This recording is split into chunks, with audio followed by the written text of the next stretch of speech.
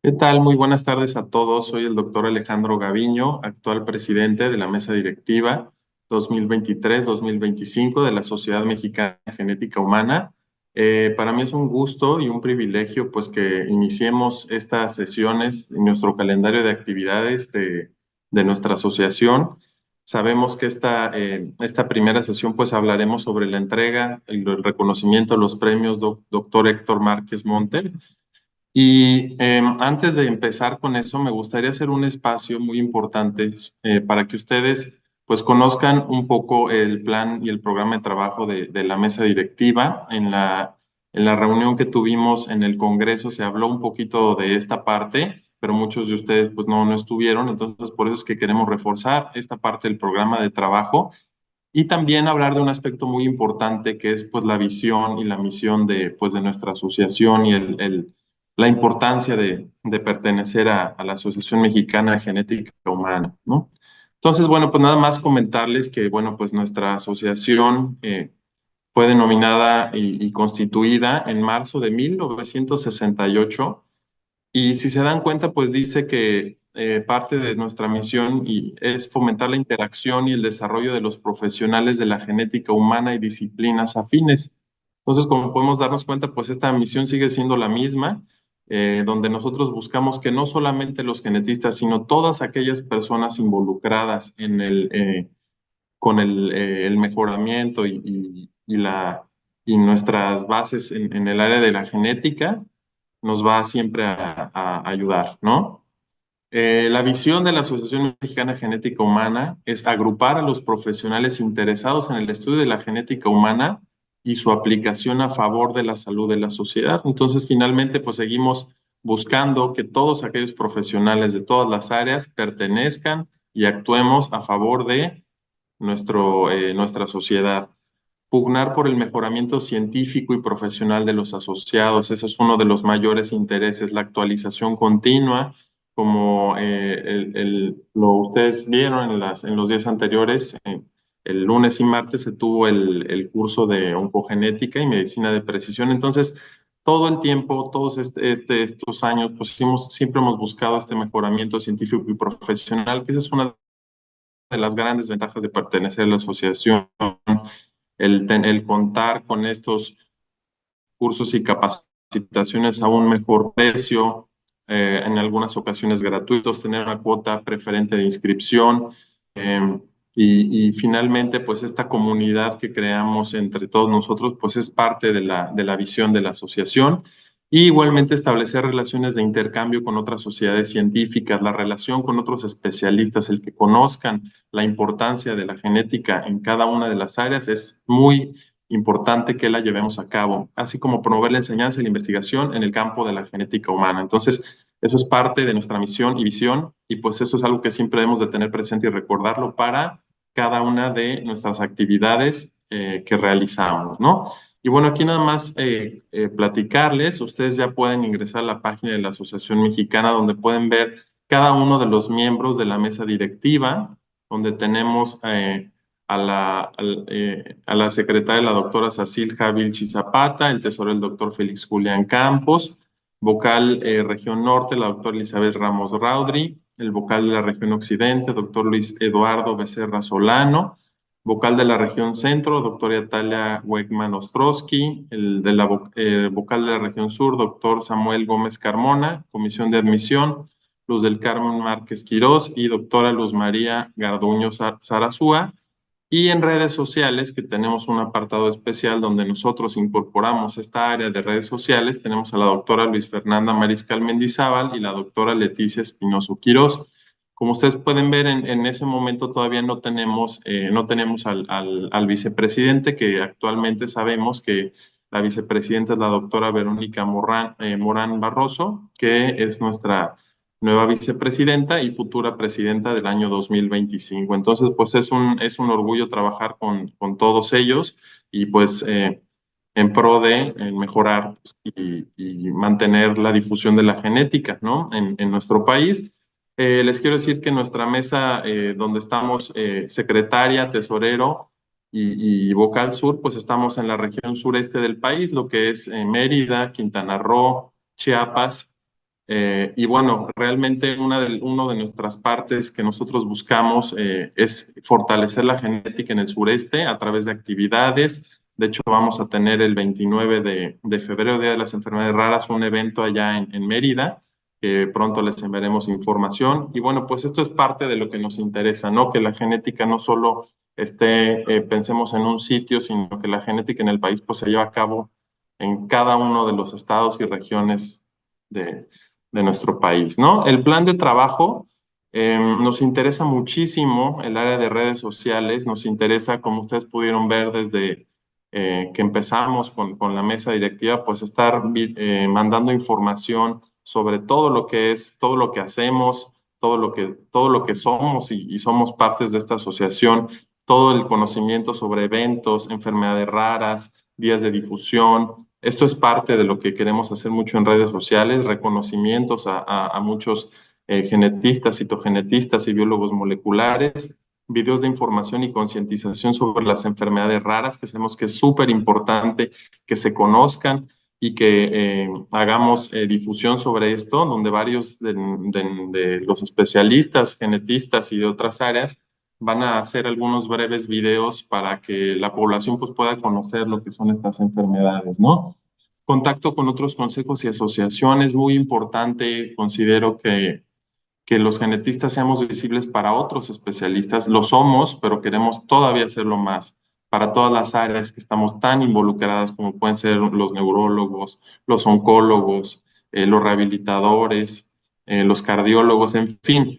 El poder actuar y presentarnos como genetistas en otras áreas es muy importante para nosotros. El participar en otros congresos, ya participamos en el mes de diciembre en el Congreso de Medicina Interna.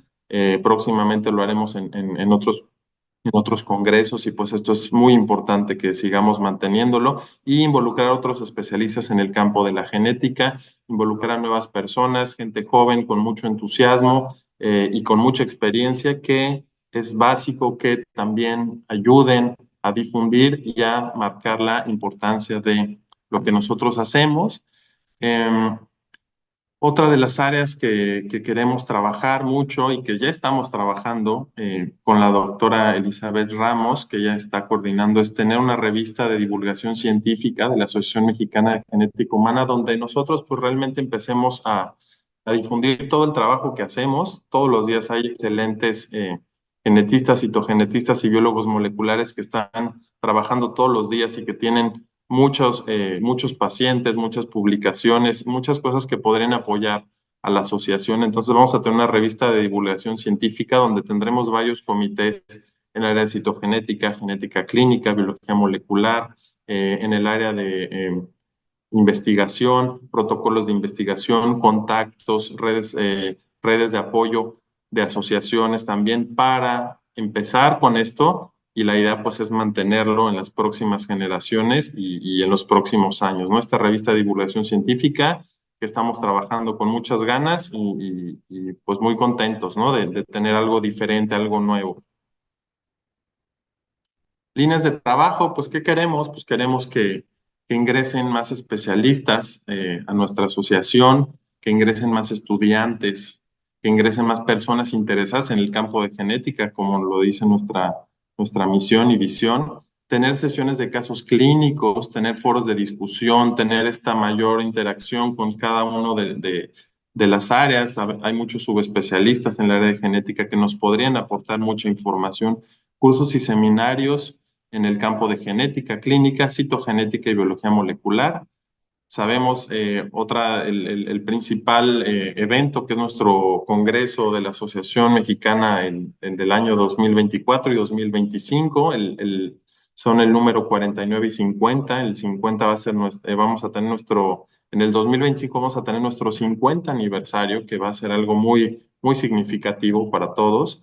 Y bueno, pues lo que ustedes saben, que se está trabajando en el área de cada una que es oncogenética, diagnóstico prenatal, citogenética, entre otras áreas, donde nosotros, pues el objetivo es seguir trabajando estos años, estos 2 años con cursos y actualizaciones. Es muy interesante saber, pues se hizo una encuesta donde se les preguntó a ustedes, de hecho ahorita me voy a esa parte, eh, donde se les preguntaba a ustedes, pues, qué intereses tenían y qué áreas o qué temas les gustaría a ustedes estarse actualizando. Entonces, también ahí hubo cosas muy interesantes. Los calendarios de 2024 y 2025, pues ya los tenemos llenos. Hay muchas cosas que también se están aportando. O el día de hoy, pues es la sesión del premio Héctor Márquez Monter, pero igual tendremos sesiones del siglo XXI, otra sesión en abril de la parte de oncogenética, el trabajo que se ha hecho en México, algunos casos clínicos en mayo de citogenética. eh, y bueno, algunas otras sesiones que están programadas para este año 2024 y 2025. Buscaremos continuar con este modelo. Si hubiera algún tema específico, podríamos tener algunas sesiones extraordinarias. Entonces, aquí el mensaje es que si hay algunas ideas que ustedes tengan nuevas, estamos en la mejor disposición de incorporar nuevas cosas, ¿no? No quedarnos solamente, tenemos ya el calendario lleno, sino decir, bueno, hay otras opciones y ustedes las pueden buscar, ¿no? Los podemos con muchísimo gusto apoyar. Por eso ahí dice sesiones extraordinarias, ¿no? Y bueno, y alguna sesión cultural que también es importante. Eh, en el año 2023, si ustedes se acuerdan, por ahí de octubre, noviembre, se hizo una encuesta a los asociados que les enviamos, donde decía pues realmente cuál era el objetivo de pertenecer a la MGH. Y pues si se dan cuenta, la mayoría pues finalmente es lo que nosotros tenemos, nuestra misión y visión, actualización en el campo de la genética, conocimiento científico y divulgación y asistir a los congresos, ¿no? Entonces, es importante que nosotros nos centremos muy bien en la utilidad de pertenecer a la asociación. Vamos a comenzarles a enviar difusión a través de redes sociales de cuáles son las ventajas de pertenecer a la asociación, de pertenecer y el hecho de difundirlo a otras áreas y a otros especialistas, ¿no? Y bueno, aquí podemos ver en dónde estamos cada uno de nosotros, ¿no? Realmente somos muchos clínicos, pero también hay muchos citogenetistas y muchos biólogos moleculares, entonces nos interesa muchísimo que el programa que tenemos de estos 2 años va a estar muy enfocado pues a todos, es decir, estamos buscando que sea de manera equitativa, donde para todos sea de interés y que a todos nos aporte muchísimo, ¿no? Por eso es que lo tenemos así. Y aquí ustedes pueden ver dónde estamos trabajando cada uno de nosotros y pues vemos que genética clínica, pues tenemos de esta encuesta a 80 personas, biólogos moleculares o algunos de ellos son genetistas que están en el área de biología molecular. Tenemos casi 50 personas y en citogenética 27. Por eso estas son nuestras tres principales ramas o campos donde está orientado nuestro programa de trabajo y donde buscamos, ¿no? Realmente, pues apoyar y continuar difundiendo, pues esto, ¿no? ¿Qué temas y qué cursos vamos a tener? Bueno, pues vamos a hablar vamos a enfocarnos en muchísimos temas. Uno de ellos que estamos trabajando mucho con la doctora Luz Garduño es el área de biología molecular, todo lo que son la parte de análisis de datos, herramientas y técnicas de biología molecular, interpretación de variantes y filtrado de variantes, que son unos de los temas que más nos piden, que es muy interesante que nosotros aportemos y creemos algún curso para esto. Entonces, también estamos trabajando en eso. El área de genética clínica, citogenética, que tendremos por ahí también alguna sesión muy interesante con la doctora Luz María Garduño sobre casos clínicos. El área de oncogenética, que ya tuvimos este primer curso de actualización, diagnóstico prenatal, neurogenética y de inteligencia artificial, que también es un tema que nos han pedido muchísimo y que estamos también trabajando para que tengamos algunas capacitaciones en este campo tan importante, ¿no? Entonces, pues, quiero nada más finalizar este mensaje diciéndoles, pues, que es una mesa que está muy comprometida, es una mesa directiva que desde el año 2020, inicios del año 2023, se buscó crear con el objetivo de empezar a aportar ideas. Se ha trabajado muchísimo, créanme que muchísimo, y por eso le quiero agradecer a todos los miembros de la mesa que han trabajado con muchos meses antes y actualmente están a todo vapor trabajando muchísimo. Buscamos esta parte de interactuar con otros especialistas, de dar a conocer la importancia de nuestra especialidad y finalmente todas aquellas aportaciones que ustedes quieren hacer, estamos totalmente abiertos a contar con su apoyo, con su compromiso y todas aquellas ideas pues son bienvenidas, ¿no? Ustedes tienen nuestros correos en la página de la asociación, pueden tenerlos. En mi caso les comparto, es presidente@amgh.org.mx y todo es bienvenido, tanto lo bueno como lo malo, siempre nos hace crecer, todo nos hace crecer y es bienvenido, ¿no? Y pues finalmente, algo que pensaba y decía, bueno, habiendo tantos genetistas en todos lados, habiendo tantos citogenetistas y biólogos moleculares tan capaces y tan creativos y tan comprometidos, pues realmente les quiero decir que la genética no solamente es pensar en algunos estados de la República o en algunas regiones específicas, ¿no? Sino que pensar que la genética en México se desarrolla en cada uno de los lugares donde estamos cada uno de nosotros. Es decir, cada uno de nosotros estamos construyendo en nuestro estado o en nuestro grupo, comunidad, como ustedes lo quieren llamar, pues la utilidad de el nuevo conocimiento y la utilidad de la genética en cada región. Entonces, la genética no se desarrolla en algunas regiones del país, sino que se desarrolla en cualquier lugar donde hay un genetista, un citogenetista o un biólogo o bióloga molecular, ¿no? Entonces, ese es el mensaje con el que nos queremos quedar. Estamos muy contentos de participar este periodo. Creo que cualquier aportación será bienvenida. Les agradecemos mucho y pues vamos a iniciar con la lectura del acta de la asamblea anterior con la doctora Cecil Vilchis y pues bienvenidos a esta nueva sesión. Premiación doctor Héctor Márquez Monter. Excelente tarde.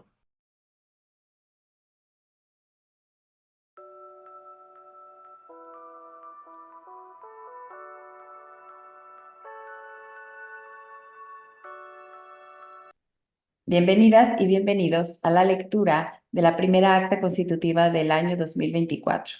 Me presento, soy Cecil Javichi Zapata y tendré el gran honor de leer a continuación el acta. Primera sesión mensual reglamentaria de la Asociación Mexicana de Genética Humana. En sesión híbrida, siendo las 18 horas del día viernes 17 de noviembre de 2023, en presencia de observadores presenciales y virtuales que completaron su registro de manera presencial y virtual, socios numerarios, adscritos y estudiantes, con el objeto de celebrar la Asamblea Ordinaria de la Asociación Mexicana de Genética Humana AC en el marco del 48 Congreso Anual de la AMGH, en los salones Ulúa 4 y 5 del Centro de Convenciones de Boca del Río, Veracruz, y hacer constar su asistencia, que será añadida al libro de actas.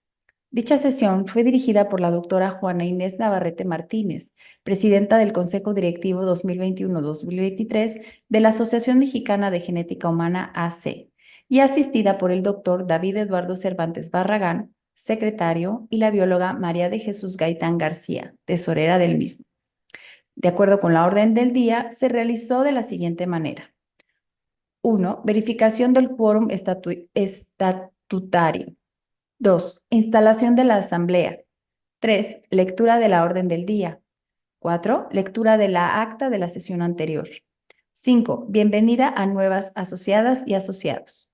6. Informe anual de actividades del Consejo Directivo de la AMGH 2021-2023. Informe del 47 Congreso Nacional de Genética Humana.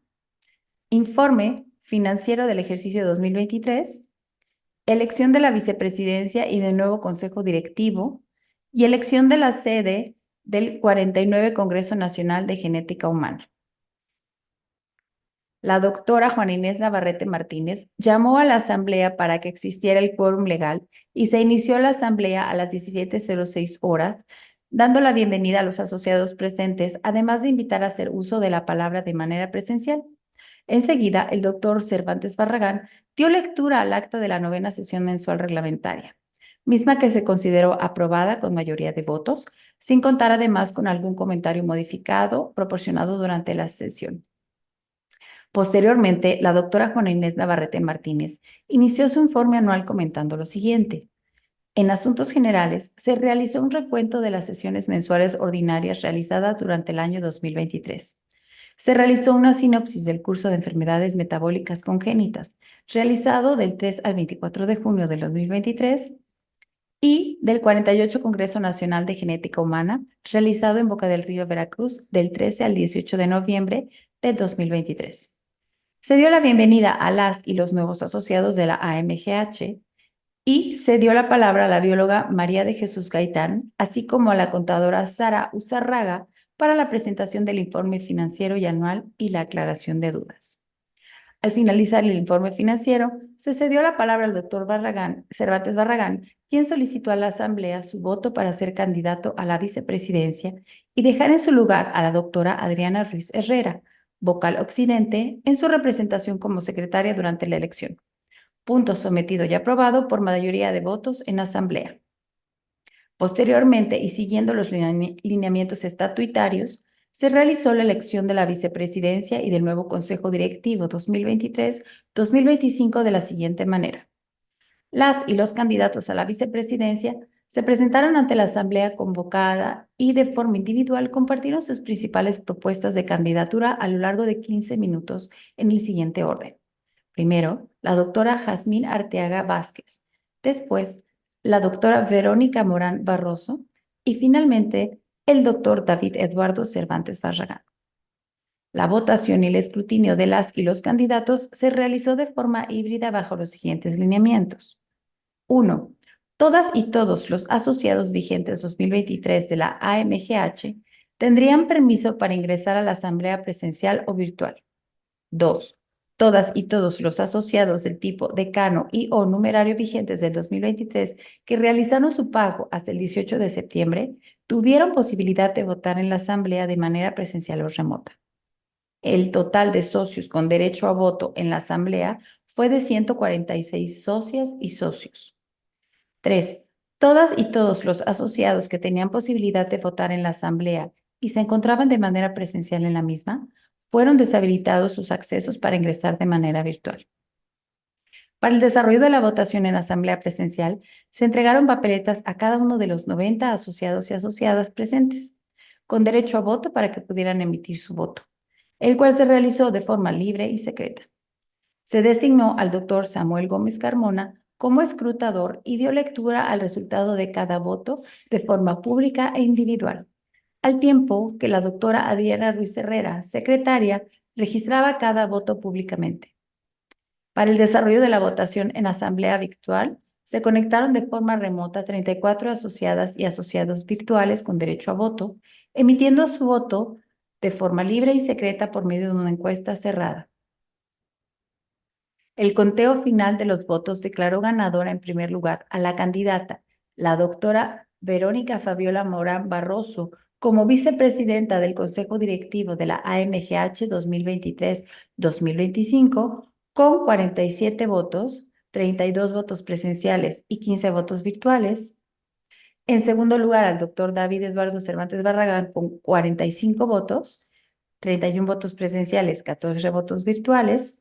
Y en tercer lugar, a la doctora Jazmín Arteaga Vázquez, con 32 votos, 27 votos presenciales y 5 votos virtuales.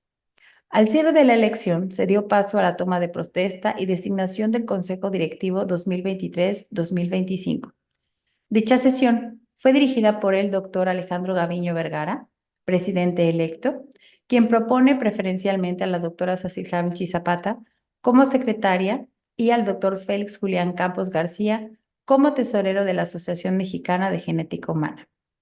La designación de la plantilla de delegadas y delegados abogó al voto de confianza del presidente entrante y fue aprobado por la Asamblea designándose de la siguiente manera.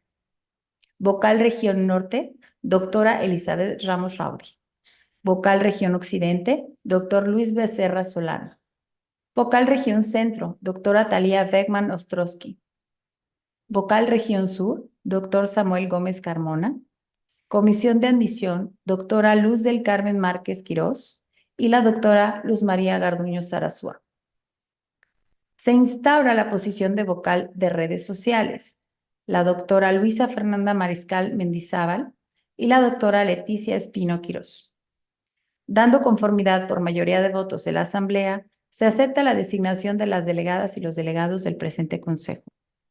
Como último punto en la orden del día, se sometió a votación la próxima sede del 49 Congreso Nacional de Genética Humana, siendo designado el Estado de Puebla como sede oficial para el Congreso de 2024.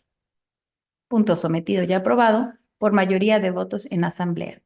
Finalmente, el doctor Gaviño dio por terminada la Asamblea Anual a las 20:45 horas y convocó el día 6 de febrero del 2024 para la primera Asamblea Anual del 2024.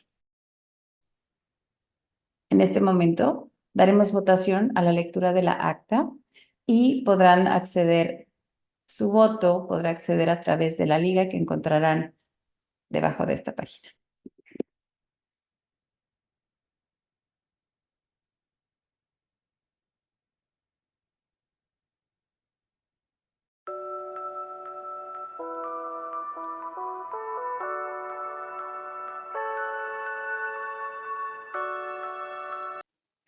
Hola, buenas tardes a todos. Mi nombre es Ana Lucía Yáñez Félix, soy médico residente de tercer año de la especialidad en genética médica en el Instituto Nacional de Pediatría. El día de hoy tengo el gusto de presentarles nuestro trabajo de investigación, descripción del fenotipo y genotipo de pacientes con diagnóstico de síndrome cardíaco urogenital atendidos en el Instituto Nacional de Pediatría de 2018 a 2022. Este trabajo fue realizado en conjunto con mis tutores, el doctor Camilo Villarruel y la doctora Victoria del Castillo Ruiz. Ambos pertenecen al Departamento de Genética Humana en el Instituto Nacional de Pediatría. Vamos a empezar hablando del síndrome cardíaco urogenital o CUX. Esta es una entidad monogénica que se caracteriza por anormalidades multisistémicas. Es una entidad de muy reciente delineación. Se describieron los primeros casos en 2018 por Hailey Pins y colaboradores, quienes reportaron 2 pacientes con anormalidades cardíacas congénitas y urogenitales en conjunto con síndrome de cimitarra, en quienes se les realizó una secuenciación de exoma completo y se encontró variantes patogénicas en un mismo gen. A la fecha, existen reportados 52 pacientes en la literatura mundial, por lo tanto se considera una enfermedad ultra rara y no hay un predominio de algún sexo o algún grupo étnico reportado. Esta condición está causada por variantes en estado heterocigoto que provocan la pérdida de función del gen MIRF. Este codifica para el factor regulador de la mielina y se caracteriza por ser un factor de transcripción de membrana. MIRF interviene en la diferenciación de oligodendrocitos, diferenciación y mantenimiento de mielina, principalmente en la etapa adulta, pero estudios recientes han demostrado que tienen una alta expresión en el epitelio celómico y los tejidos derivados de este, en la etapa embrionaria y la etapa fetal. El CUX tiene un cuadro clínico multisistémico y variable. Las alteraciones principales son diferencias en el desarrollo sexual en el 81% de los pacientes, acompañado de alteraciones cardiovasculares como la cardiopatía congénita, gastrointestinales como malrotación intestinal, pulmonares como hipoplasia pulmonar, neurológicas, incluyendo retraso del neurodesarrollo y discapacidad intelectual, y oculares como nanoftalmos e hipermetropía.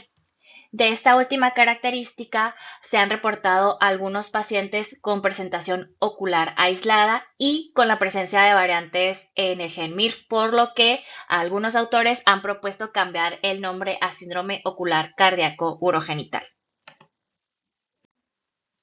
El planteamiento de nuestro trabajo se basa en que el CUX ha tomado reciente relevancia a nivel mundial debido a un aumento en los reportes de casos. Sin embargo, hasta el momento no hay ningún caso reportado de CUX en México. Además de que en el Instituto Nacional de Pediatría atendemos con frecuencia pacientes con DDS sindromática, por lo que nos llevó a preguntarnos si entre estos pacientes pudiéramos detectar algún caso de síndrome cardíaco urogenital. Por otra parte, una descripción amplia del fenotipo y genotipo de pacientes que tengan esta condición permitiría que nosotros detectemos las manifestaciones más frecuentes entre nuestra población y a la vez poder aportar datos al espectro clínico y molecular de esta entidad que está en reciente delineación. por lo que el objetivo de nuestro trabajo es describir el fenotipo y, en su caso, el genotipo de pacientes con CUX atendidos en la consulta externa de genética humana del INP en el periodo de 2018 a 2022. Para la realización de este trabajo hicimos una investigación descriptiva, observacional, transversal y retrospectiva. Iniciamos con la revisión de expedientes clínicos de pacientes con DDS atendidos en el INP entre 2018 y 2022. Aplicamos como criterios de inclusión pacientes de cualquier sexo, de 0 a 18 años, con diagnóstico de DDS en conjunto de 2 alteraciones no genitales, las cuales tenían que ser cardiopatía congénita, hernia diafragmática congénita, hipoplasia pulmonar, alteraciones gastrointestinales y o renales, retraso del crecimiento y o del neurodesarrollo, obteniendo aquellos pacientes con una diferencia en el desarrollo sexual sindromática selecta. Como criterios de exclusión, consideramos los pacientes que tuvieran datos incompletos en el expediente clínico o bien que tuvieran un diagnóstico ya confirmado de hiperplasia suprarrenal congénita, síndrome de Turner, síndrome de Klinefelter o alguna otra diferencia en el desarrollo sexual que tuviera origen cromosómico.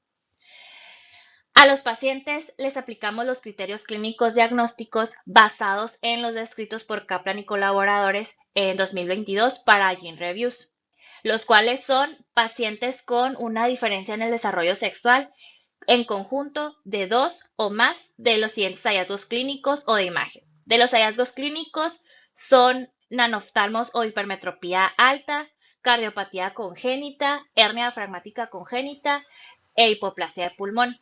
Y de imagen, en la presencia de malrotación intestinal. O bien, el criterio clínico molecular, que fue la presencia de una variante en el gen MIR, para al final obtener el grupo de pacientes con síndrome cardíaco urogenital.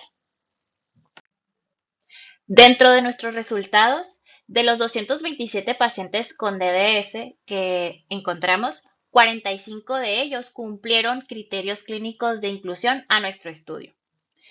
Hablando de sus características, el 66.7% tienen asignación de sexo masculino en la actualidad. Su edad promedio es de 6 años y medio.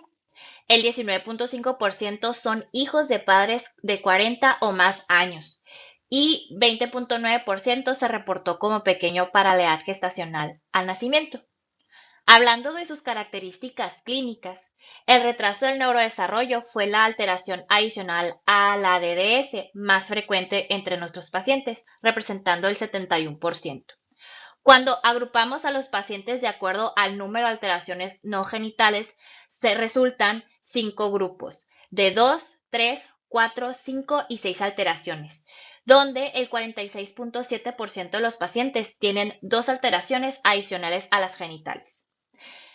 Cuando analizamos cuáles eran estas alteraciones y su combinación, el retraso del crecimiento con retraso del neurodesarrollo fue la alteración más común, representando el 33% de los casos, seguido por cardiopatía congénita con alteración renal en el 19%. Una de las características de este grupo es que el 15.6% tuvo sexo indeterminado o no determinado al nacimiento. Hablando de los estudios genéticos que nuestros pacientes cuentan, 41 pacientes tienen un cariotipo en sangre periférica. 29 pacientes tienen un cariotipo reportado como 46XY, de los cuales 27 fueron asignados con sexo masculino, 1 con sexo femenino y 1 permanece con sexo indeterminado o no asignado.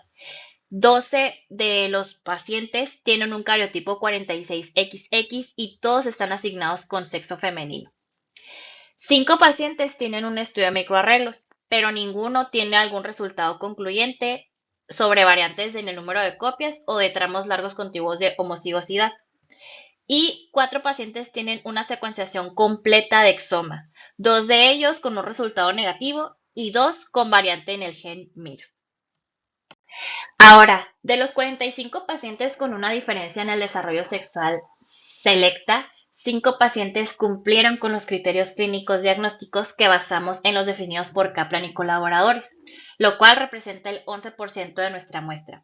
En esta tabla les desgloso los 5 casos de acuerdo al criterio clínico cumplido.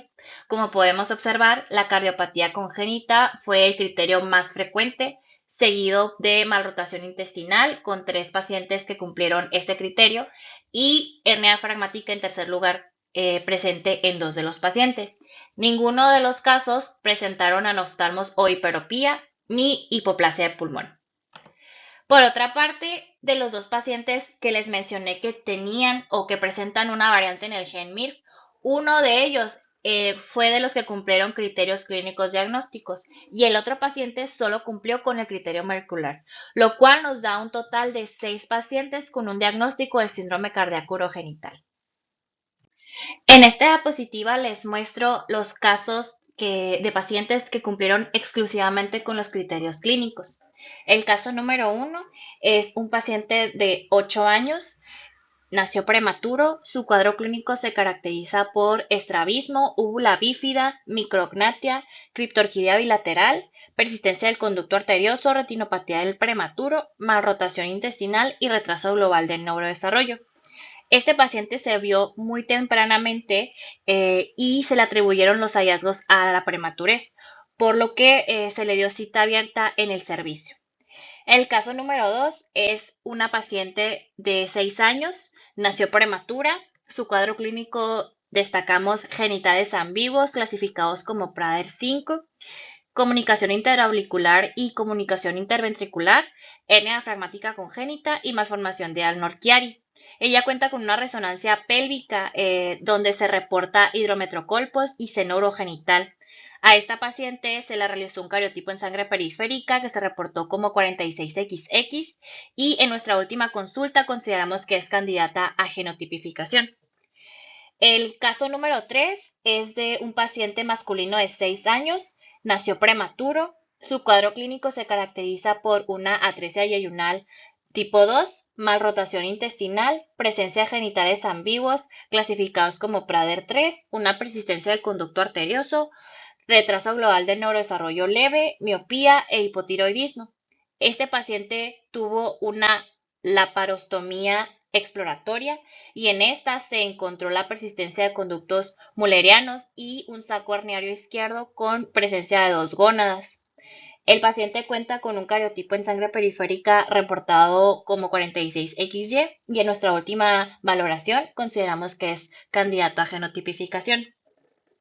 El caso número 4 es de un masculino de 4 meses, nació post-término pero pequeño para la edad gestacional. Su cuadro clínico se caracteriza por una tetralogía de Fallot, criptorquidia bilateral y malrotación intestinal. El paciente cuenta con un cariotipo en sangre periférica 46XY y un FISH para la región 22Q11.2 que se reportó como normal. Este paciente lamentablemente falleció por un choque séptico secundario a neumonía adquirida en la comunidad a los 4 meses. En esta diapositiva les muestro los casos de los pacientes que cumplieron con el criterio molecular. El caso número 5 es el paciente que presentó tanto los criterios clínicos como el criterio molecular. Este es un paciente masculino de 2 años 1 mes, nacido a término. Su cuadro clínico se caracteriza por genitales ambiguos, clasificados como Prader 4, hernia diafragmática, interrupción de vena cava inferior con continuación de la vena ácigos, persistencia del conducto arterioso e hipertensión pulmonar grave, así como la presencia de atelectasias pulmonares y un retraso global del neurodesarrollo leve. Este paciente cuenta con una resonancia magnética pélvica en el que se reportó una imagen sugestiva de remanentes mullerianos. El paciente tiene un cariotipo 46XY y se indicó la secuenciación de exoma que pudo afortunadamente ser en trío por la presencia de una diferencia en el desarrollo sexual sindromática. En este exoma se reportó una variante en estado heterocigoto de novo en el gen MIRF, en el cual hay un cambio de serina por alanina en la posición 264 que genera un codón de paro prematuro, 8 codones río abajo. Esta variante está clasificada como patogénica y ha sido previamente reportada en la literatura.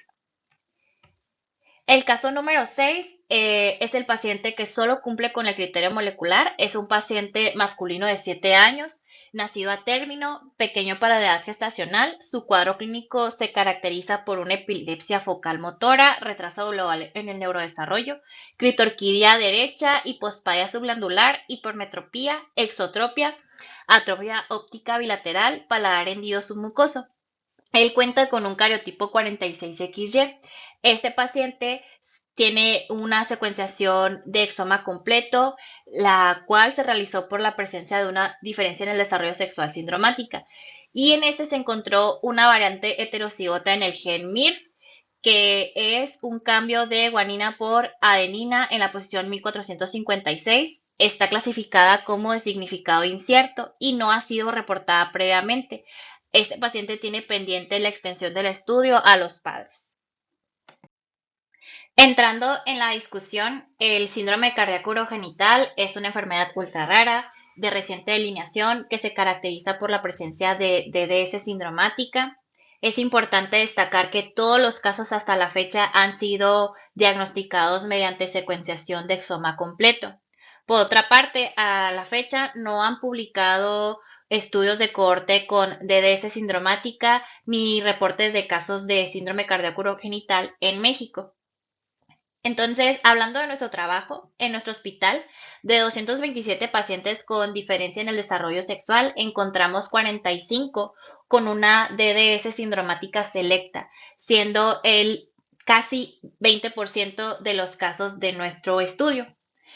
Esto es casi el doble de lo reportado por el Registro Internacional de Diferencias en el Desarrollo Sexual, donde de 649 pacientes, el 10% presenta dos o más alteraciones adicionales.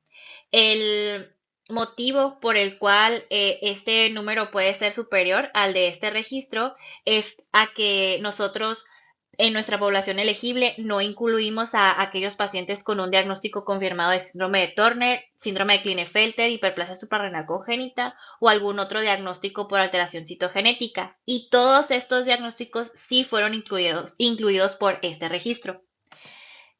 Analizando las alteraciones no genitales por aparatos y sistemas, las alteraciones neurológicas fueron las alteraciones no genitales más frecuentes, representando el 71% de los casos.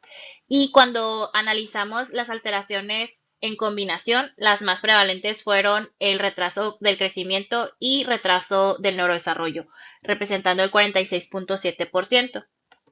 El porcentaje de las alteraciones neurológicas es similar a lo reportado por el estudio Descifrando los desórdenes del desarrollo, donde reportaron las alteraciones neurológicas en el 61% de los pacientes, mientras que en el registro internacional de DDS, estas solo representaron el 16%.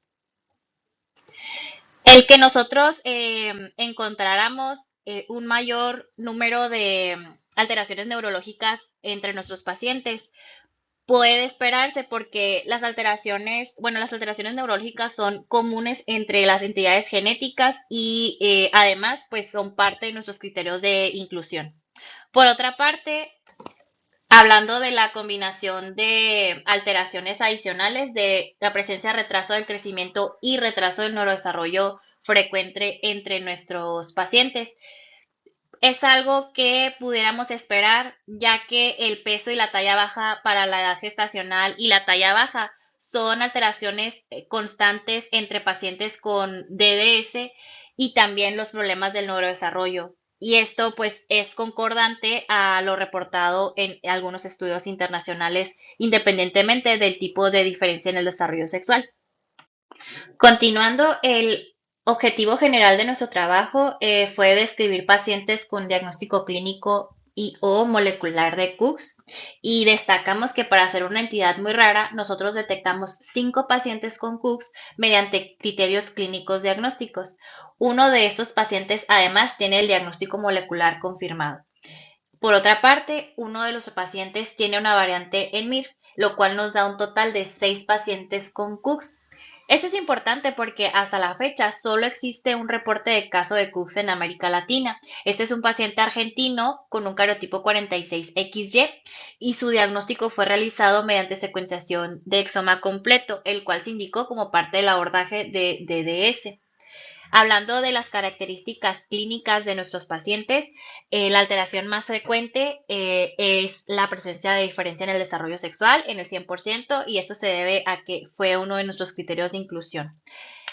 El 16.6% presenta una alteración oftalmológica. Este porcentaje es muy inferior en comparación a los reportes de casos de la literatura, y esto se debe a que la mayoría de nuestros pacientes no tiene una valoración oftalmológica dirigida.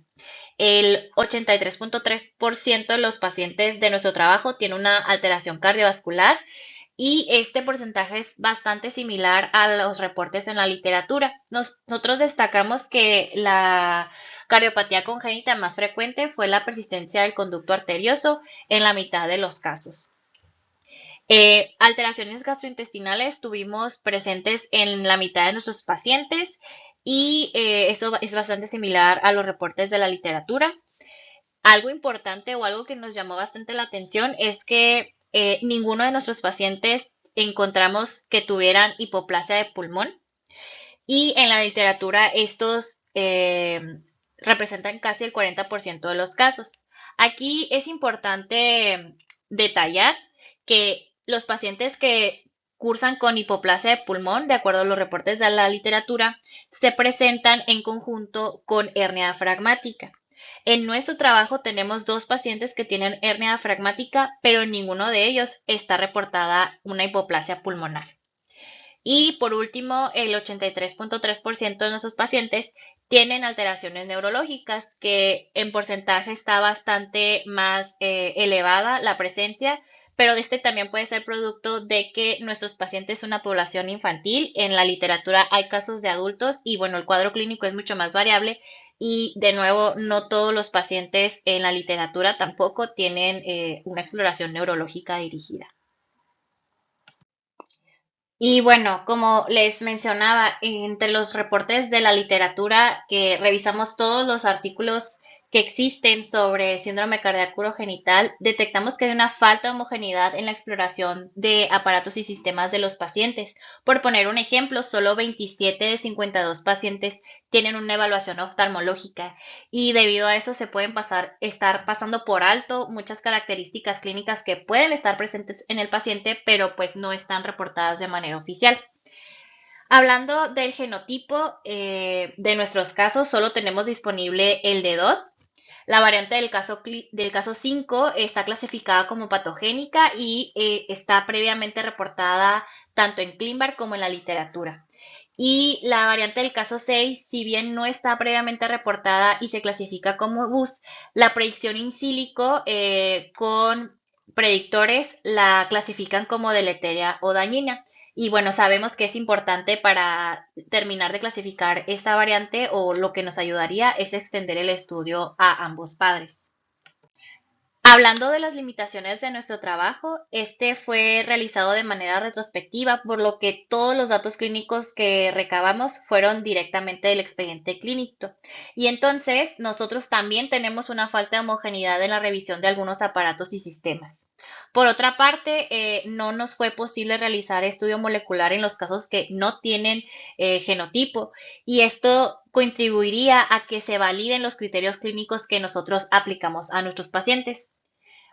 Ahora, en las perspectivas que nos deja el haber realizado este trabajo, es que hay un amplio grupo de pacientes con diferencias en el desarrollo sexual sindromáticas que no tienen un diagnóstico, y esto nos lleva a proponer la realización de un registro de pacientes con diferencias en el desarrollo sexual sindromáticas en nuestro país. También consideramos que si nosotros encontramos en este grupo de pacientes casos de síndrome cardíaco urogenital, definitivamente en hospitales pediátricos de tercer nivel es posible que se encuentren más casos. A manera de conclusión, este es el primer trabajo que confirma la presencia de síndrome cardíaco urogenital en México. Se cumplieron los objetivos de nuestro trabajo. Describimos el fenotipo de 6 pacientes con diagnóstico de Cooks y el genotipo de 2 de estos pacientes. Consideramos que esta entidad está subdiagnosticada. Para ser una enfermedad ultra rara, el síndrome cardíaco urogenital representó el 11% de nuestro grupo de estudio. El abordaje desde una perspectiva clínica puede aportar al espectro fenotípico de la enfermedad y a que se construyan unos criterios clínicos formales. Pero por otra parte, y en el caso especial de México, nos puede ayudar a orientar la inversión de recursos en países que tienen un acceso complicado a los estudios de secuenciación. Por otra parte, sabemos que requerimos confirmar molecularmente los casos con diagnóstico clínico de síndrome cardíaco urogenital y estamos muy animados al hecho de que los pacientes con DDS sindromática son un grupo que tienen un potencial diagnóstico de origen genético que debe investigarse a detalle, por lo cual proponemos hacer una base para un registro colaborativo de DDS sindromáticas en México. Les agradezco mucho su atención y su tiempo. Estoy al pendiente de cualquier pregunta, duda o comentario que ustedes tengan. Les coloco aquí los datos de contacto tanto míos como de mis tutores.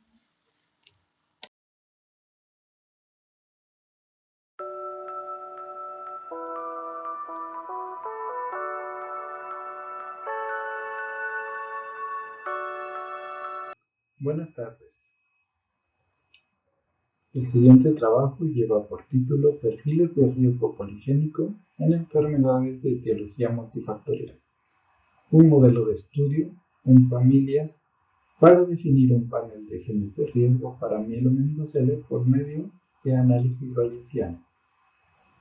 El mielomeningocele es una malformación congénita, la forma más común y grave de espina bífida, con alrededor de 80% de los casos, con una prevalencia de 1 en 1000 recién nacidos vivos, de acuerdo a los datos del RIDEMSE, que es el programa de registro y vigilancia de malformaciones congénitas que se coordina en nuestro departamento. Su etiología es multifactorial, resultado de complejas interacciones genéticas y ambientales. El factor de riesgo más importante es la deficiencia de ácido fólico.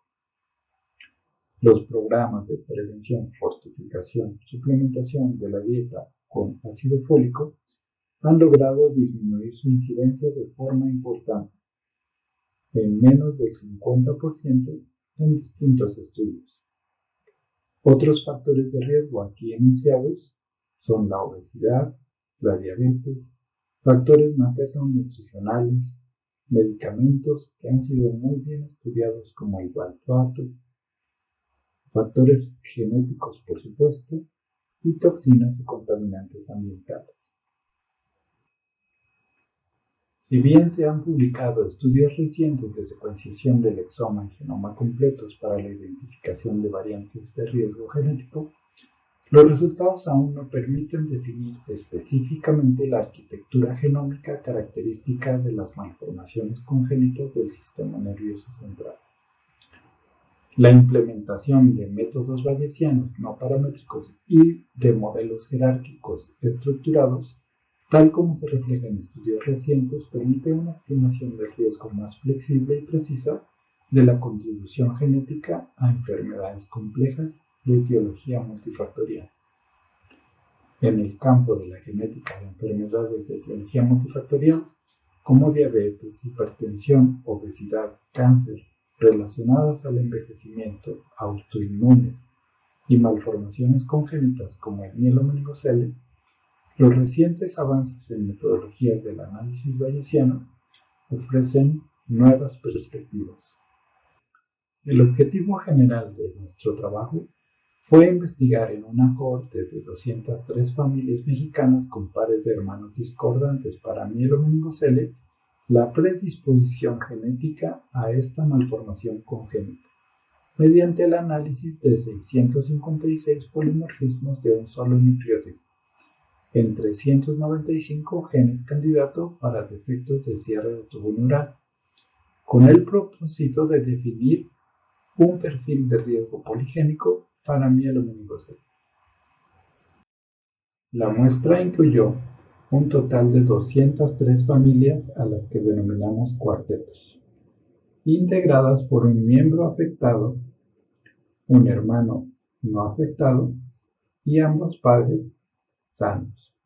Estas familias fueron reclutadas de 11 diferentes centros de rehabilitación infantil Teletón ubicados en 10 diferentes estados a lo largo de toda la República Mexicana.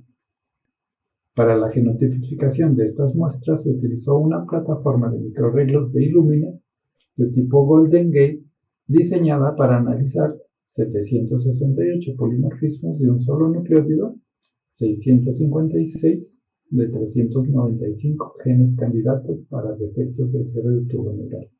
Para el análisis estadístico, este se desarrolló a través de diferentes etapas. En la fase inicial, implementamos pruebas de desequilibrio de transmisión en tríos, casos y hermanos, enfocándonos en priorizar variantes genéticas de riesgo, la selección de variantes de sentido erróneo, intrónicas y sinónimas, eligiendo una variante representativa por gen.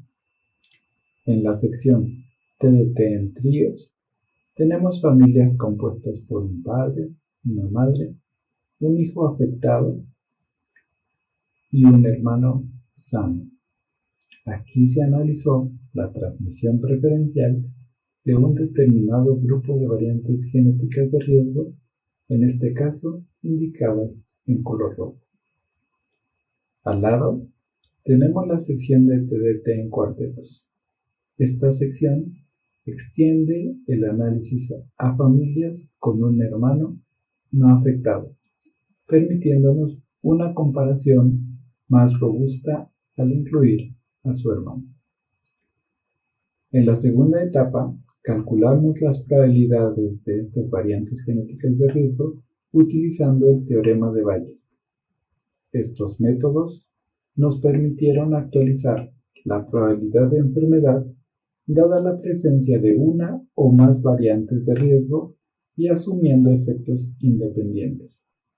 Es importante mencionar que para estos análisis se consideró una probabilidad a priori de espina bífida aislada basada en la prevalencia observada de 1 en 910 recién nacidos vivos durante el periodo 1978 a 2002, según los datos del propio Rivers.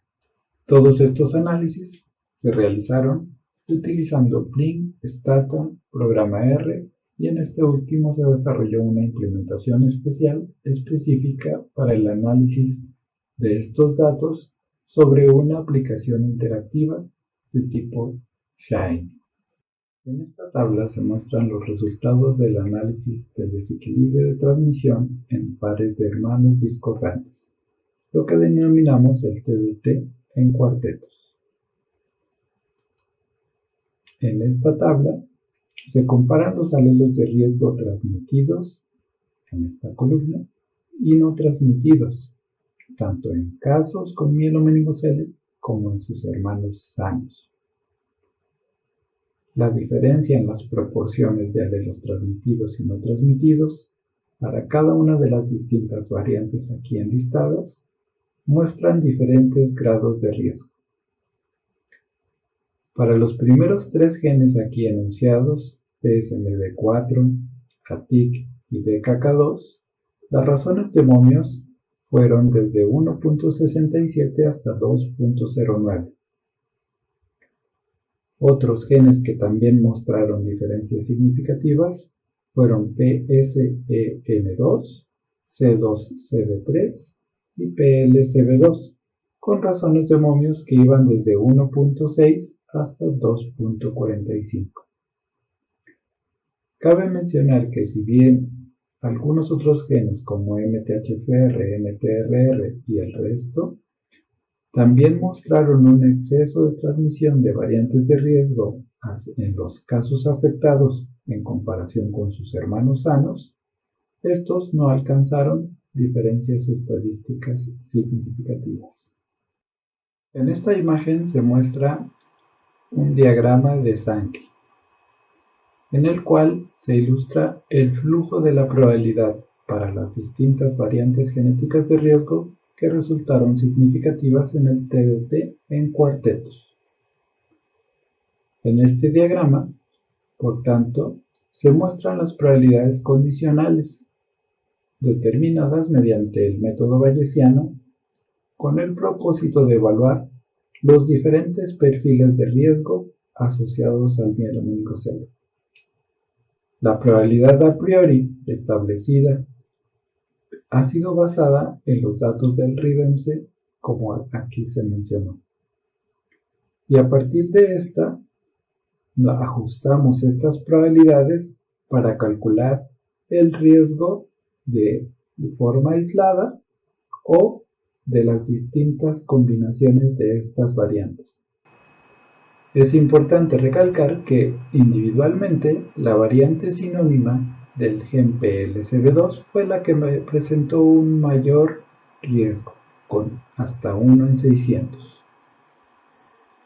Y como se puede apreciar, las distintas combinaciones de estas mismas variantes pues dan diferentes grados de riesgo, de tal manera que al incluir todo el conjunto de estas variantes que resultaron significativas, este riesgo se incrementa hasta 1 en 156.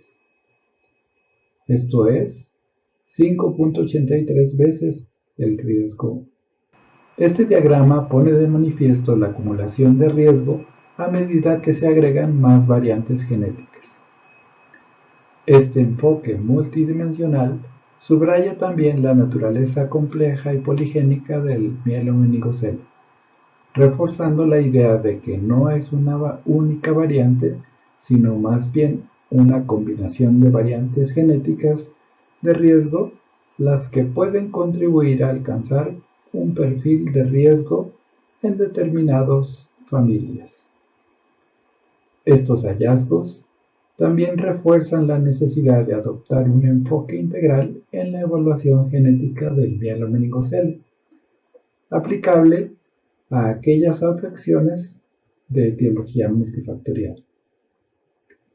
Por tanto, consideramos que también es importante continuar esta investigación para tratar de entender cómo estas interacciones genéticas se traducen en el riesgo clínico y cómo se puede utilizar esta información para la toma de decisiones y el asesoramiento genético.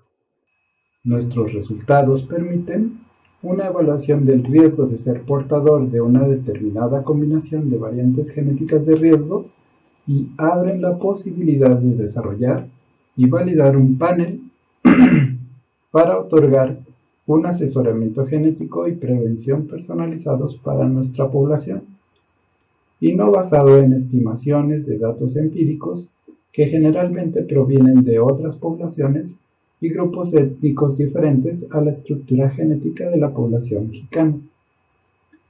El análisis bayesiano de perfiles de riesgo poligénico a través de un modelo basado en familias con pares de hermanos discordantes para mielomeningocele permitió identificar importantes matices en la genética vinculada al riesgo de esta malformación congénita.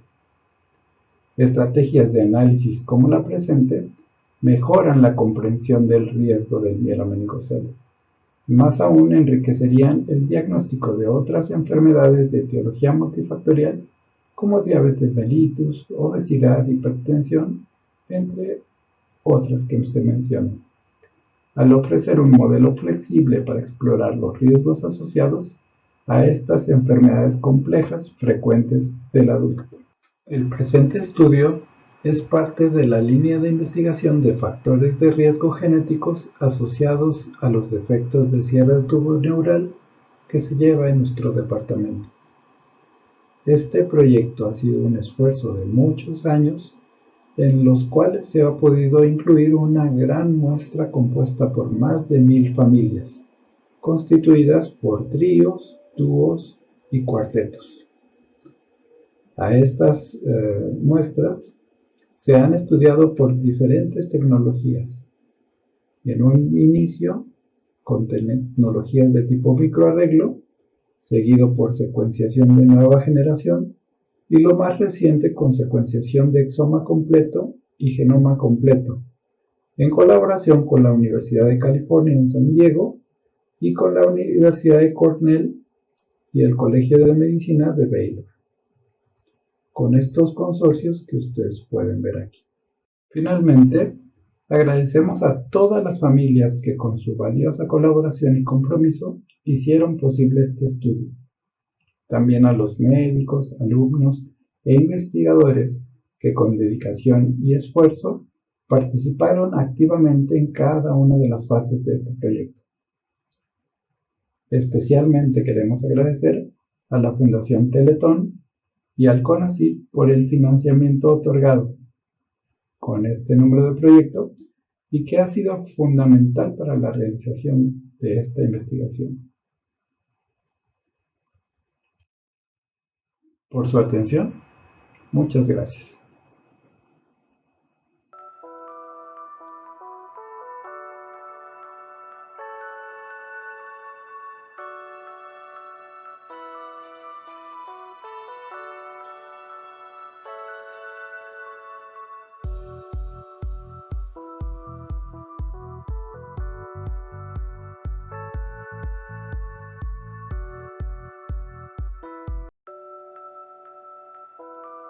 Vamos a continuar con las preguntas al doctor Adolfo Aguayo, que bueno, pues tenemos muchas felicitaciones para el doctor, igualmente al doctor Monchinic. Y nos pregunta la doctora Noralicia Urraca, para el doctor Aguayo, para el segundo ponente, ¿se realizó corrección por comparaciones múltiples para reducir el riesgo de falsos positivos?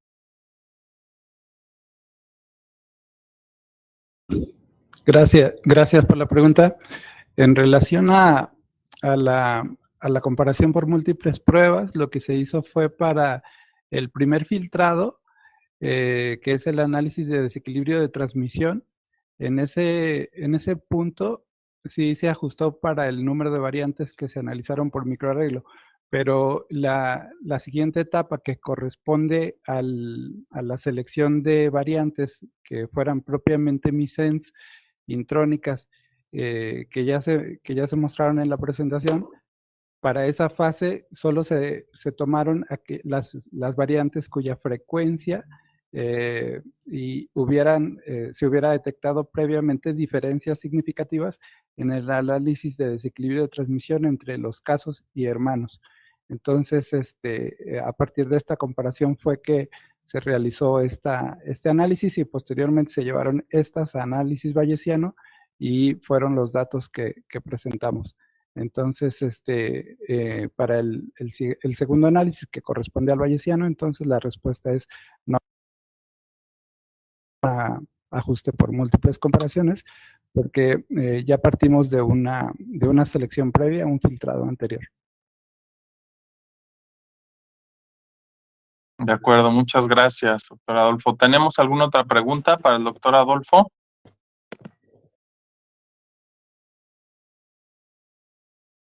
Ok, otra pregunta para el doctor Adolfo Aguayo. Doctor Adolfo, ¿en base a qué criterios establecieron la población y para que fuera homogénea en el trabajo realizado en los centros de rehabilitación Teletón?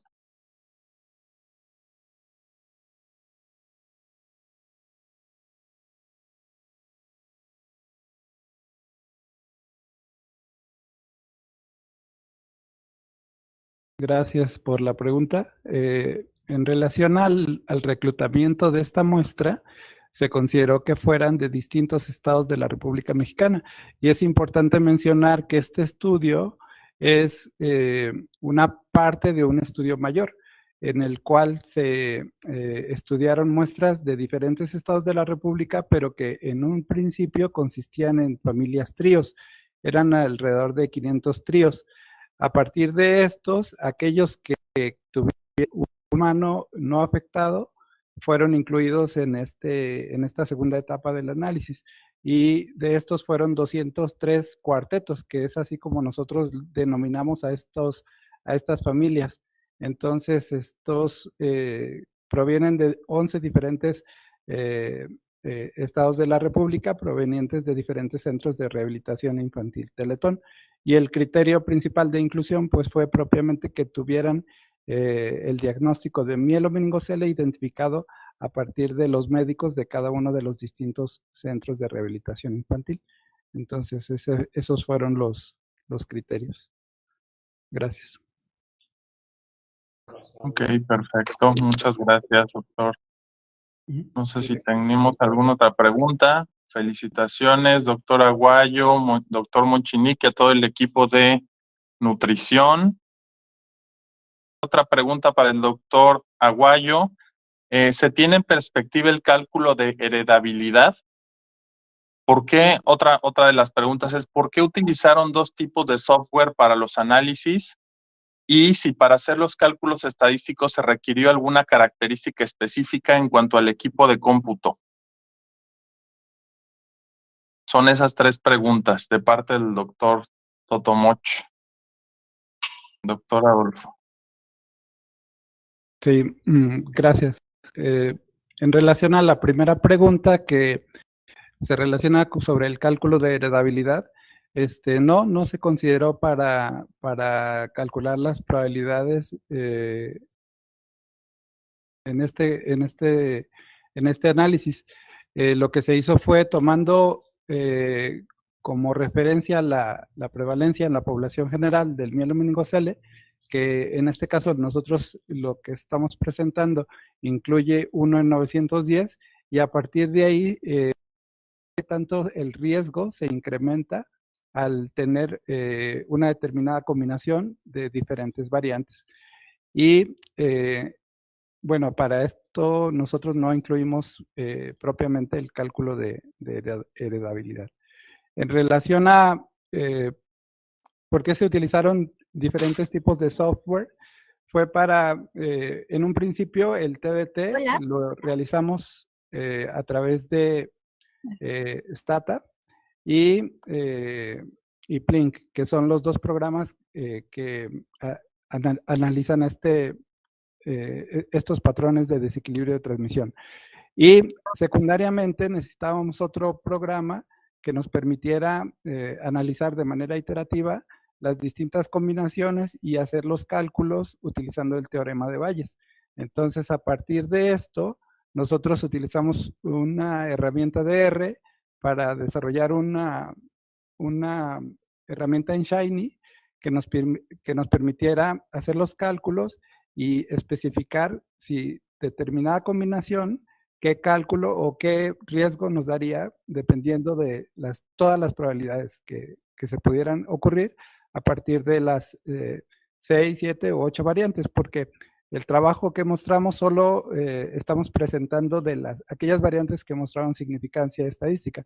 Sin embargo, también evaluamos qué es lo que pasaba con aquellas incluso que, si bien no alcanzaban significancia estadística, también estaban pues cerca de esta significancia. Entonces era como tratar de evaluar qué es lo que pasaba con este grupo de variantes. Y lo que vimos fue efectivamente que el riesgo también se incrementa. A pesar de que hubiese variantes que no hubieran dado significancia estadística, también podía haber riesgos incrementados, incluso pudiendo aumentar hasta 1 en 80. Entonces, ¿qué fue lo que se observó? Y en relación a la última pregunta de si se requiere alguna característica especial de cómputo para poder hacer los análisis, no, en realidad este tipo de análisis bayesiano se puede realizar con cualquier tipo de herramienta de cómputo, digo, que tenga pues suficiente, bueno, una capacidad relativamente común. Lo que sí, bueno, pues en equipos con capacidad podría tardar un poco más tiempo, pero tampoco creo que sea una limitante. Muy bien, muchas gracias, doctor. Vamos a hacerte algunas preguntas, la doctora Sassy y el doctor Julián, que estaban pendientes, por favor. Claro. Ok, creo que, a ver, me salté una pregunta previamente, es del doctor David Cervantes. Muchas felicidades a ti y a los grandes maestros del INP. Una pregunta con respecto al caso. ¿Qué tipo de tejido gonadal se encontró? Asimismo, ¿se pudo hacer cariotipo en gónadas? Nuevamente, muchas gracias y felicidades. Ay, muchas gracias. Bueno, en el caso de ese paciente, reportaban en el reporte postquirúrgico de la LAPE que las gónadas solo se visualizaron y se dejaron colocadas en su lugar, no se extrajeron ni se decidió tomar ninguna biopsia, por lo tanto no desconozco el tejido gonadal que caracteriza esas gónadas.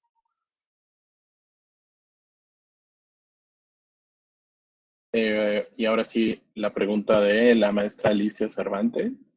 Dice un trabajo muy interesante. ¿Hicieron algún tipo de estudio para ver cómo afecta la variante de sentido equivocado, estructura y función del factor de transcripción y en qué dominio de la proteína queda? Respecto a esa pregunta que fue la previa, no hemos hecho ningún estudio funcional adicional, solamente aplicamos estos predictores in silico que mencionaba en la presentación. Sabemos que esta variante afecta un dominio funcional que es NDT80 y en ese mismo dominio se han encontrado otras variantes de pacientes reportados con CUX, pero fuera de esto no tenemos nada extra hasta el momento.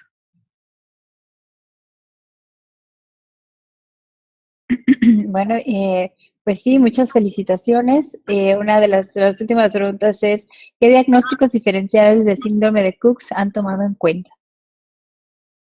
De acuerdo a lo reportado en la literatura con respecto a la entidad, se mencionan entidades como síndrome de Mecham, síndrome de Pagot, y también que consideramos alteraciones asociadas a variantes patogénicas en WT1. Esas son las que pues también fueron consideradas entre nuestros pacientes, y también pues depende de cada caso, ¿no? O sea, hay algunos pacientes que tenían muchas más alteraciones que otros, entonces varía un poco y creo que también falta mucho hablar sobre el gran espectro clínico que puede tener esta entidad. Entonces esperemos que pueda haber más información más adelante.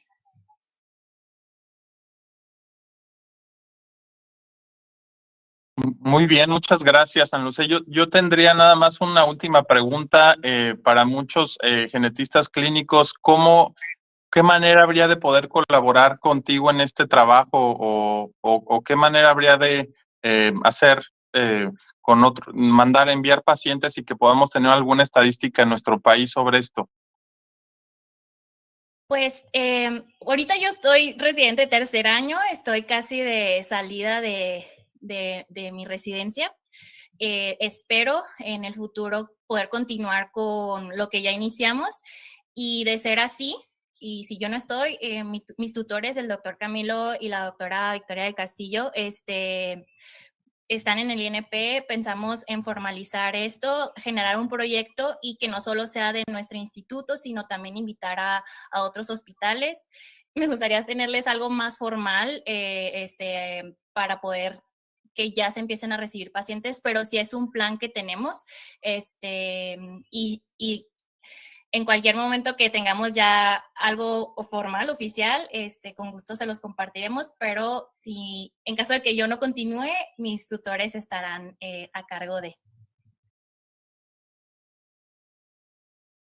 Excelente, muchísimas gracias, Ana Lucía, y muchísimas gracias, doctor Adolfo, doctora Ana Lucía, por su trabajo. Como ustedes saben, doctor, los premios, sí. Creo que el doctor Muchini quiere hacer una participación. Doctor Muchini, adelante. Sí, quería hacer dos preguntas al trabajo del síndrome este. Una es si la simple presencia de criptorquidia pueden considerarse como trastorno de la diferenciación sexual, que fue lo que se observó en más de un caso, ¿sí? Eso una. Y la segunda es si existe algo que limite la supervivencia de estos pacientes en función un poco de los trastornos agregados que tiene, de los otros defectos agregados como neurológicos, cardíacos. En otras palabras, si eso se ha reportado algunos casos en adultos.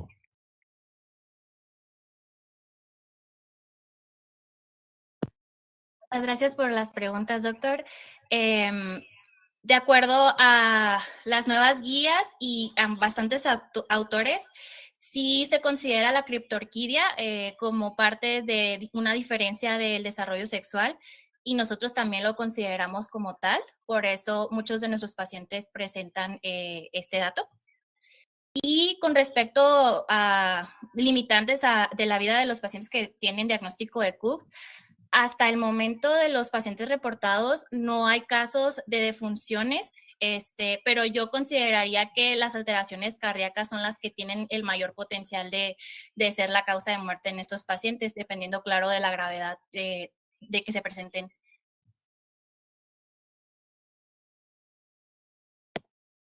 Buscarlos acá en nutrición, a ver si hay alguno.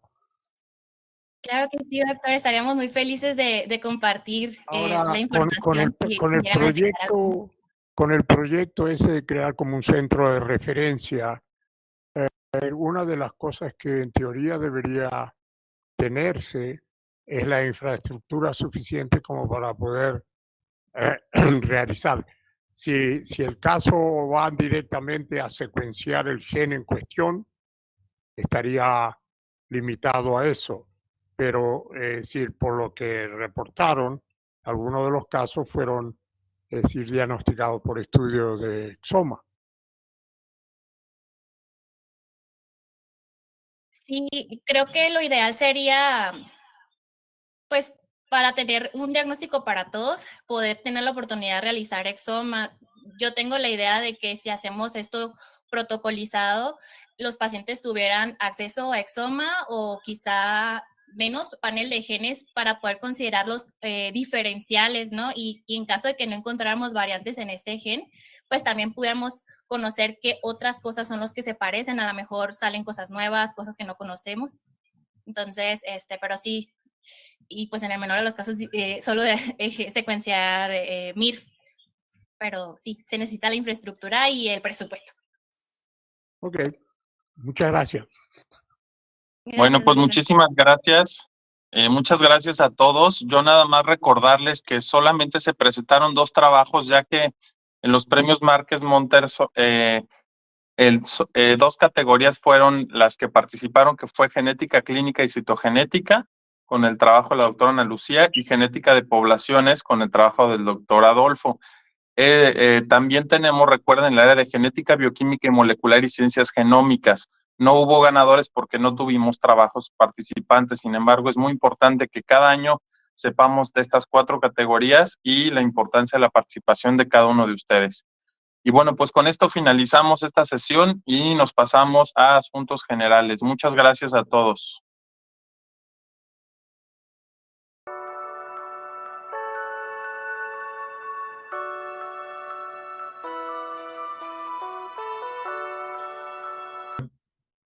Bueno, pues continuando con nuestra sesión del día de hoy, vamos a nuestra última parte, que es, como ustedes saben, es el apartado de asuntos generales, donde daremos algunos avisos muy importantes. Y a continuación, la secretaria, la doctora Sácil Vilchis, nos dará algunos avisos.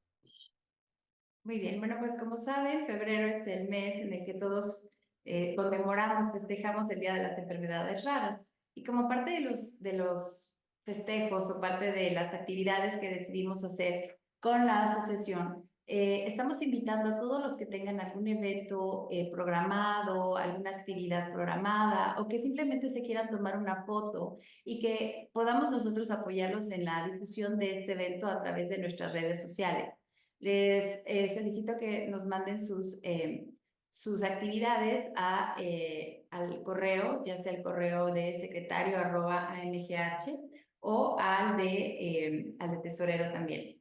Y bueno, otra de los eventos que tenemos programados justamente para este gran cierre, bueno, vamos a tener la convocatoria, tenemos una convocatoria abierta sobre casos clínicos citogenómicos, que esta es la primera vez que se realiza y realmente vale muchísimo la pena. Esta actividad va a estar enfocada y dirigida para estudiantes de posgrado y de la especialidad de genética médica de México, pero también con la posibilidad de que gente de Latinoamérica participe en esta actividad.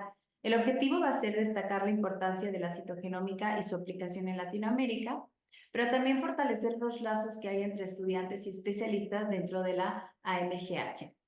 Los invitamos y las invitamos a que envíen su propuesta antes del 29 de marzo a los correos secretario@amgh.org.mx o admisión@amgh.org.mx. Los casos que resulten ganadores los vamos a presentar durante la sesión mensual de mayo. Y bueno, tenemos algunas sorpresas preparadas para los concursantes. Y bueno, ahora, perdón, olvidé, la convocatoria la vamos a tener disponible en redes sociales y también a través de la página de la MGH. Y bueno, ahora le quiero ceder la palabra al doctor Alejandro para que nos platique un poco más sobre otros eventos. Sí, bueno, pues muchas gracias, Asil, por estos avisos. Es muy importante que sepamos que, bueno, estos eventos, la finalidad es continuar con la difusión científica y pues no nada más en México, ¿no? Sino en Latinoamérica.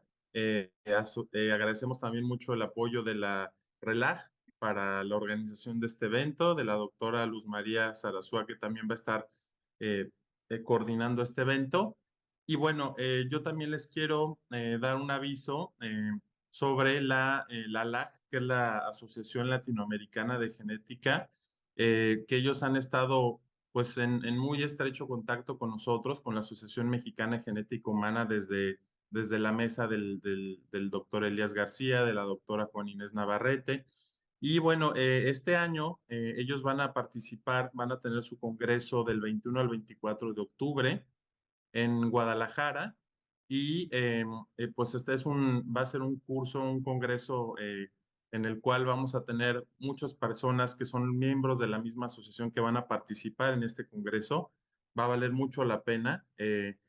Y bueno, otra cosa muy importante que les quiero comentar es que la LAG, la asociación, se acercó con nosotros y nos pidió su apoyo a la Asociación Mexicana de Genética Humana, primero para participar con ellos en la organización de este evento, y ellos nos piden también su apoyo, ya que ellos como tal, como asociación, no cuentan con una figura jurídica actualmente y no tienen una cuenta como tal. Entonces, el hacer el evento en Guadalajara, para ellos es muy complejo, ya que al no contar con una cuenta, no hay manera de dónde ingresen esos recursos. Entonces, lo que ellos nos pidieron a la asociación a través con la MGH y la RELAC es el apoyo, donde nosotros lo que podemos ofrecerles es una subcuenta a nombre de la AMGH, de la misma asociación de la AMGH, en la cual nosotros podamos apoyarlos para que ellos puedan recibir esos ingresos y contar con el apoyo de nosotros. Esto ya se platicó detalladamente con la contadora Sara Uzarraga, que es la contadora de la mesa anterior, con la doctora Juanita, donde ella nos dice que no hay ningún problema, se puede abrir una subcuenta para este evento de la RELAG, siempre y cuando, de hecho, esta subcuenta se va a abrir en un banco diferente y en otra sucursal, y siempre y cuando se firme un contrato de comodato donde la ALAG se comprometa a pagar los impuestos que se generen por toda esta parte de los ingresos de las inscripciones y todos los pagos. Todos estos pagos van a ser llevados por la LAC directamente con nuestra contadora en una cuenta aparte independiente. Y bueno, eso es importante comentárselos porque, bueno, pues esta va a ser una manera con la cual nosotros podemos apoyarlos y pues que ellos lleven a cabo este evento. No va a tener ninguna repercusión para nosotros como asociación, ya que va a ser de manera independiente en otra sucursal y ellos van a pagar los impuestos y van a tener su cuenta y el contrato comodato en el cual nosotros vamos a contar con esta referencia y pues no generaría ningún problema para nosotros. Ya esto estamos asesorados por la contadora.